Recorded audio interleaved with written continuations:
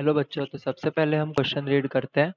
तो हमें क्वेश्चन दिया है, if the first term of a GP is 729 and the seventh term is 64, find the S infinite.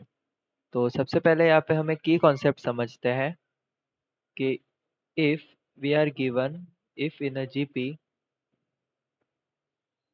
We are given first term a and common ratio r. अगर हमें first term और common ratio दिया हुआ है और हमें nth term find करनी है, तो हमें फाइंड करना है a n, a nth term of a GP. उसके लिए हमारे पास फॉर्मूला है a into r raise to n minus one, where n is the number of term. तो यही कॉन्सेप्ट का हम यहाँ पे यूज करेंगे इस क्वेश्चन में। तो सबसे पहले हम गिवन डेटा लिखते हैं। First term of a GP means a की वैल्यू हमें दी हुई है 729 और हमें सेवेंथ टर्म दिया है कि A7 इज 64। हमें फाइंड करना है S इनफाइनाइट। तो S इनफाइनाइट के लिए हमारे पास फॉर्मूला है A अपॉन 1 माइनस आर। तो हमें R की वैल्यू फाइंड करनी है, A की वैल्यू है। तो सबसे पहले हम क्या करते हैं कि A7 के लिए फाइंड करते हैं। अगर हमें सेवेंथ टर्म फाइंड करना है तो अकॉर्डिंग टू द की कॉन्सेप्ट, तो यहाँ पे a into r raise to n minus one, तो n है हमारे पास 7, 7 माइनस वन।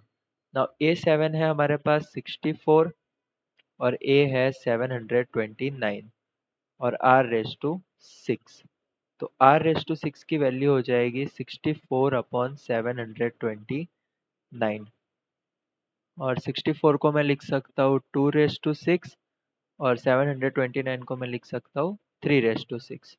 तो इससे हमें R की वैल्यू मिल जाएगी 2 अपॉन 3। तो अभी हमें R भी मिल गया और A भी मिल गया, तो अब हम simply sum of infinite terms find कर सकते हैं।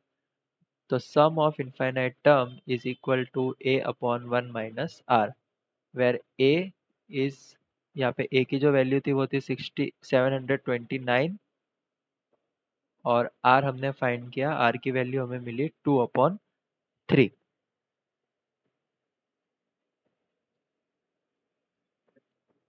तो ये दोनों वैल्यूज हम इस इक्वेशन में पुट करते हैं। S infinite is equals to A 729 upon 1 minus 2/3।